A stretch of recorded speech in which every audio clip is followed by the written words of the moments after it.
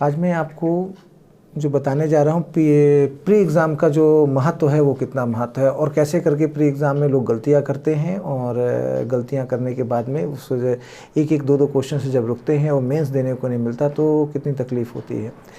बात ये है 2017 की, जब मेरा लगभग 10वीं नंबर की प्री थी मेरी। उसके पहले मेरी कभी प्रीलिम्स एग्ज़ाम मेंस एग्ज़ाम कभी ऐसा रुका नहीं था। तो बस मैं ये बताना चाह रहा हूँ, उस एग्ज़ाम में मुझे ओवर कॉन्फिडेंस भी काफ़ी ज़्यादा था कि चलो हो गया, मेरा तो कभी रुकता ही नहीं है, मेरा तो हो जाता है प्रीलिम्स ऐसे ही, इसी प्रकार से हो जाएगा, जैसे हर बार होता है वैसे ही हो जाएगा। तो थोड़ा ओवर कॉन्फिडेंस भी था, तो समय की कमी ज़रूर थी, लेकिन हर एग्ज़ाम में पहले भी रहा करती थी। लेकिन इस बार मैंने पहली बार की अपेक्षा ज़्यादा रिवीजन भी नहीं किया, ना ही अपनी चीज़ों को पलट कर देखा, ना ही अपने फुटनोट्स जो थे उनको पलट कर देखा। लेकिन उसका खामियाजा, जब एग्ज़ाम हॉल में गए तो उसका खामियाजा भुगतना पड़ा। वह ओवर कॉन्फिडेंस धीरे धीरे जैसे जैसे पेपर के पन्ने पलटते जा रहे थे, वो ओवर कॉन्फिडेंस क्या होता जा रहा था, अपने आप मेल्ट होता जा रहा था। और चीज़ें जो थी, क्वेश्चंस में कन्फ्यूज़न क्रिएट होते हैं, आ रहे थे, लग रहा था कि सब पढ़ी हुई चीज़ें हैं, लेकिन जो परफेक्शन रहना चाहिए कि देखते के साथ ही आंसर आ जाए, वो आंसर नहीं आ पा रहा था। इसके पहले कभी प्रीलिम्स एग्ज़ाम में ऐसा नहीं हुआ।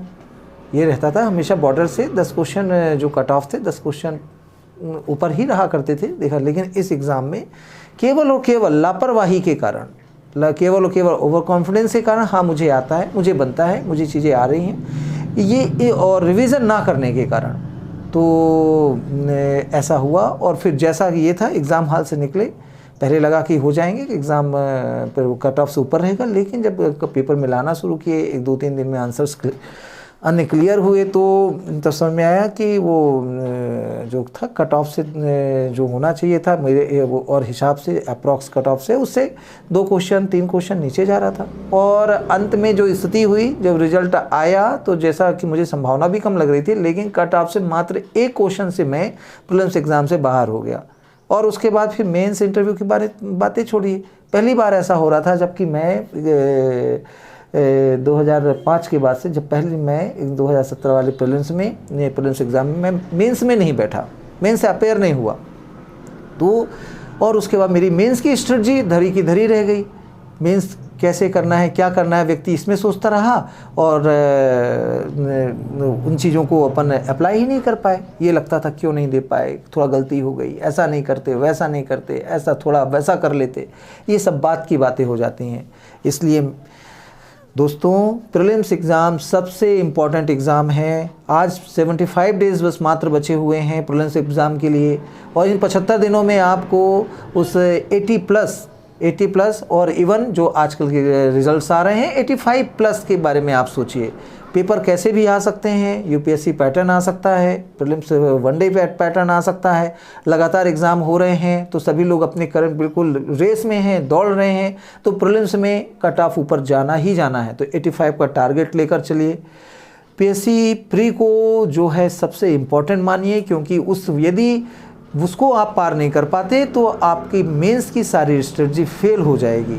आगे आपका जो प्लान है वो आपकी किताबों में, आपके दिमाग में ही रह जाएगा, आप उसको एक्सिक्यूट नहीं कर पाएंगे आप। इसलिए प्रीलिम्स के ऊपर फोकस करिए, केवल 75 डेज़ का टारगेट बनाइए। 75 में 50 डेज़ आप अच्छे से मेहनत करिए, 25 डेज़ रिवाइज करिए, केवल कि अपनी कोई MCQ सॉल्व करते रहिए। और लेकिन सबसे पहले डेप्थ स्टडी करिए, सभी कोर सब्जेक्ट की डेप्थ स्टडी करिए। MP का पोर्शन 35 मार्क्स का है, 35 क्वेश्चन आने ही आने हैं, MP अच्छा तैयार कर लीजिए। उसके अलावा करंट अफेयर्स 10 नंबर के आने ही हैं, उसको तैयार करिए। स्पोर्ट्स तैयार करिए, 5 मार्क्स स्पोर्ट्स के आने ही आने हैं।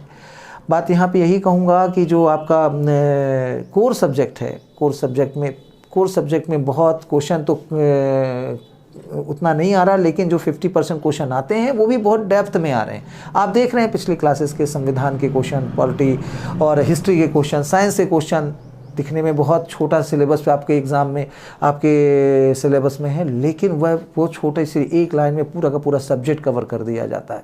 आप उसको अच्छी तरह से सिलेबस को देखिए और उसके डेप्थ, उस सब्जेक्ट की तह तक जाइए। हालांकि अब उतना समय नहीं बचा, लेकिन फिर भी आप अभी है कि आप कोर सब्जेक्ट में भी पकड़ बना सकते हैं। स्ट्रेटजी अच्छी रखिए।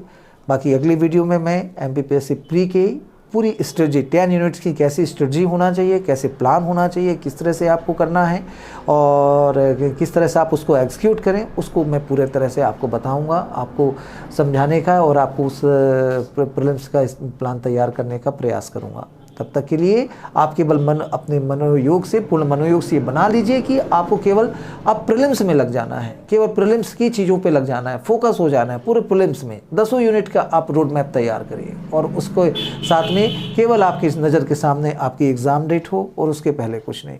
सोशल दायरे को कम कीजिए, सामाजिक दायरे को कम कीजिए, अपने फ्रेंड सर्किल में केवल पढ़ने वाले फ्रेंड सर्किल को रखिए और फिर बाकी आप समझदार हैं। अब सब ग्रेजुएट पर्सन से मेरी बात हो रही है और आप समझदार हैं, आप करने की कोशिश करिए, अच्छे से अच्छा करिए, लेकिन प्रीलिम्स को विशेष रूप से फोकस करें। अगले वीडियोस का इंतजार करें जिसमें मैं आपको प्लान और अपनी प्रीलिम्स की स्ट्रेटजी तैयार कराऊंगा, बताऊंगा क्या बेस्ट होना चाहिए। तब तक के लिए बहुत बहुत शुभकामनाएं।